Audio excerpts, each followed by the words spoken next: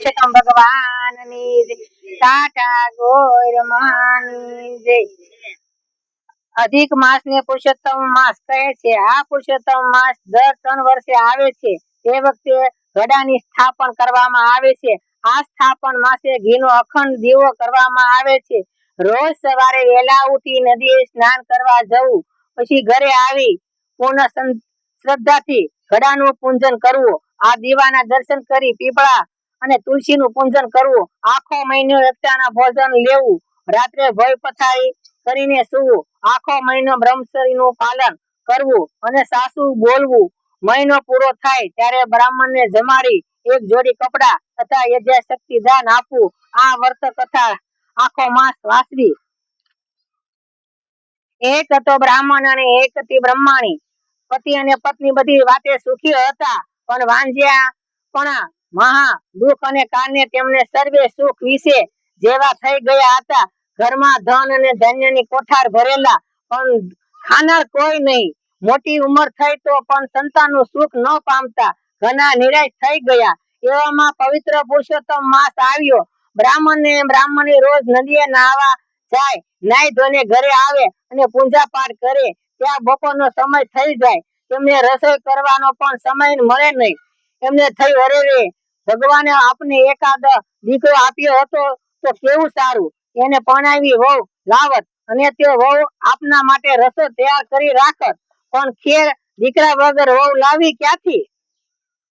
એક દિવસ બ્રાહ્મણી બોલી. બ્રાહ્મણ કહ્યું, એક વહુ લઈ આવો તો સારું. બ્રાહ્મણ કહે, પણ દીકરા વગર વહુ ક્યાંથી આવે? આપણે તો વાંજ્યા છીએ. બ્રાહ્મણ બોલી, દીકરા વાળા વહુ લાવે એમાં શી નવાઈ છે? વગર દીકરે વહુ લાવો તો તમે સારા બ્રાહ્મણ એ નાથ પરગામ જઈ કોઈ સારી બ્રાહ્મણ કન્યા શોધો. કન્યાના પિતાને કહેજો કે અમારો દીકરો કાશીએ ભણવા ગયો છે. ભણીને પાછો આવે ત્યારે ચોથો ફેરો ફેરવશું. બ્રાહ્મણના ગળે વાત ઉતરી તો નહીં, પણ બ્રાહ્મણીની હઠ અને તેનાથી કામ થતું ન હતું. એ જોઈ તે દીકરાની વહુ ગોતવા તૈયાર થયો. બ્રાહ્મણીએ તેને ભાતું બાંધી લીધું. બ્રાહ્મણ તો ભાતું લઈ વહુ શોધવા નીકળી પડ્યો. એક ગામની બીજે ગામ અને ત્રીજે ગામથી ત્રીજે ગામ, આમ તે અનેક ગામો ફરી વળ્યો, પણ તેની નજરમાં કોઈ સારી કન્યા મળી નહીં. છેવટે ફરતો ફરતો એક ગામમાં આવી પહોંચ્યો.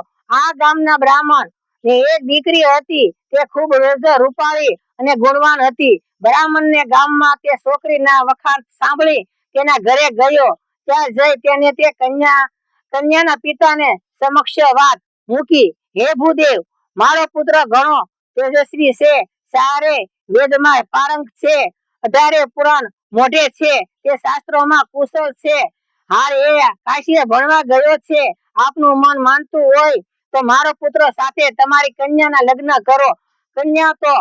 કન્યાનો પિતા વિચાર કરવા લાગ્યા કે મૃત્યુ જોવા વગર કન્યા દેવાય નહીં, પણ આવો હોશિયાર જમાઈ દેવો લઈને ન ગોતવા ગયે ન મળે. આમ વિચારીને બ્રાહ્મણ કહેવા લાગ્યો, ભૂદેવ, વાત તો તમારી સાચી. કન્યા દેવાની મારી ના નથી, પણ ઘડિયા લગ્ન લેવા હોય તો કન્યાને પરણાવીને કોની સાથે? બ્રાહ્મણે કહ્યું, મારા પુત્રની પોથી લઈને જ હું આવ્યો છું. તમને મારે 3 પાસો આવે ત્યારે પછી ચોથો ફેરો ફરી લેશું. કન્યાના પિતાના ગળે આ વાત ઉતરી ગઈ.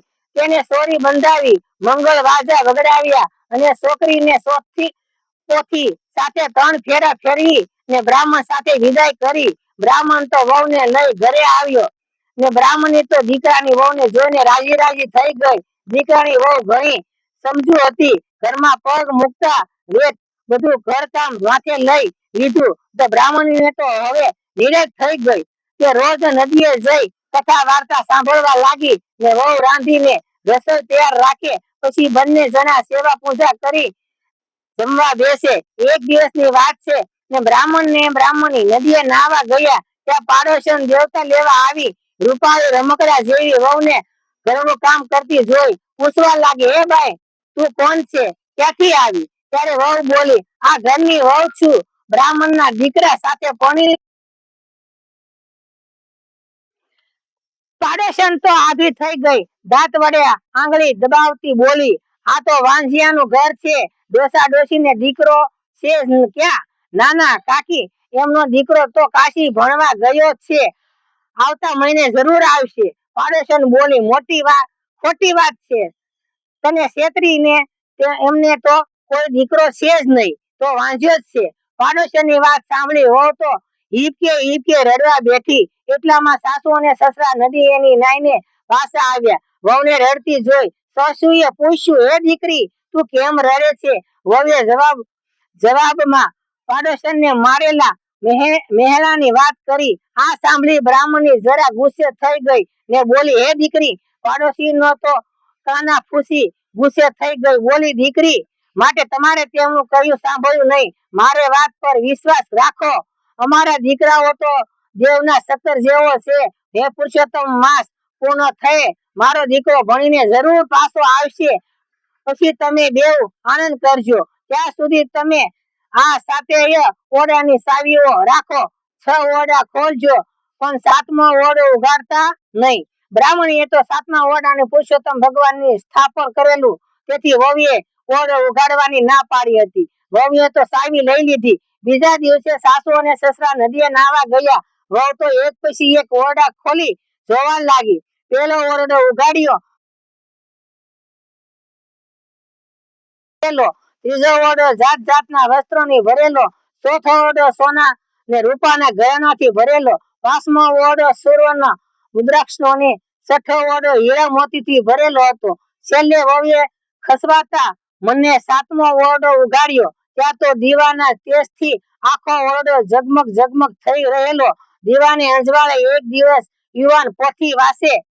આ યુવાને પીળું પીતાંબર પહેરેલું, રેશમી ઉપરનું ઓઢેલું અને ગળામાં સોનાનો હાર લટકતો હતો. વહુએ તો જોતા જ દિવ્ય પુરુષોત્તમ બોલી ઉઠ્યા, જલ્દીથી બારણું બંધ કરો. મારા માતા પિતાનું વર્તો ભાંગશે. પુરુષોત્તમ મહિનો પૂરો થશે પછી જ મને બોલાવજો. પછી તમારી સાથે ચોથો ફેરો ફરીશ. વહુએ તો ઝટ દઈ બારણું બંધ કરી દીધું. એના મનમાં હરખ સમાતો ન હતો. હવે તે હમણાં ઉગમથી ઘરનું કામ કરવા લાગી. સાસુ અને સસરા નદીએથી નાઈને આવ્યા, પણ વહુને 7મો ઓરડો ઉઘાડવાની વાત ન કરી. આમ કરતા પુરુષોત્તમ માસ પૂર્ણ થતો. આજે ઉજવણું કરવાનું હતું, એટલે વહુ તો ઘરે જઈ નોતરા દઈ આવી. થોડી વારમાં બ્રાહ્મણ આવ્યા. મંત્રો બોલવા લાગ્યા. વહુ કહે, હે સાસુમાં, સોરી બંધાવો ને. આજે તો તમારા દીકરા સાથે ચોથો ફેરો ફરવાનો છે. સાસુ સસરા ગભરાયા. દીકરો તો ન હતો, નહીં હવે વહુને શું જવાબ દેવો? સાસુ સસરા મૂંઝાયેલા જોઈ વહુ બોલી, સાસુજી મૂંઝાવમાં છો કેમ? તમારો દીકરો કાશીએથી ક્યારના આવી ગયા છે અને 7મા ઓરડામાં પોથી વાસે છે. એમને મને કહેલું, મારું નામ પુરુષોત્તમ દાસ છે. મને છેલ્લે દિવસે બોલાવજો, એટલે હું આવીશ ને તમારી સાથે ચોથો ફેરો ફરીશ. સાસુને તો વહુની વાત સાચી લાગી નહીં, છતાં વહુને ખાતરને 7મા ઓરડાને પાસે ગઈ ને ધીમેથી ઓરડો ઉઘાડ્યો. પછી બૂમ પાડી, હે બેટા પુરુષોત્તમ, બહાર આવો, સમય થઈ ગયો છે. ત્યાં તો સવ્ય પુરુષોત્તમ ભગવાન બહાર આવ્યા અને બ્રાહ્મણીના આંખમાંથી હર્ષના આંસુ વહેવા લાગ્યા. હે પ્રભુજી, ડૂબતાથી લાજ રાખી પુરુષોત્તમ ભગવાને સીધા મંડપમાં પ્રવેશ કર્યો ને મા ને બાપને ભેટી પડ્યા અને પરણવા બેસી ગયા. ચોથો ફેરો પૂરો કર્યો. ધામધૂમથી લગ્ન ઉજવ્યા અને બ્રાહ્મણની દીકરા વહુને જોઈ રાજી થઈ ગયા. આખા નગરમાં પણ આનંદ છવાઈ ગયો. હે પુરુષોત્તમ ભગવાન, તમે જેવા બ્રાહ્મણ અને બ્રાહ્મણીને ફળ્યા, તેવા તમારા વર્તકના અને સૌને ફળજો. બોલો પુરુષોત્તમ ભગવાનની જય.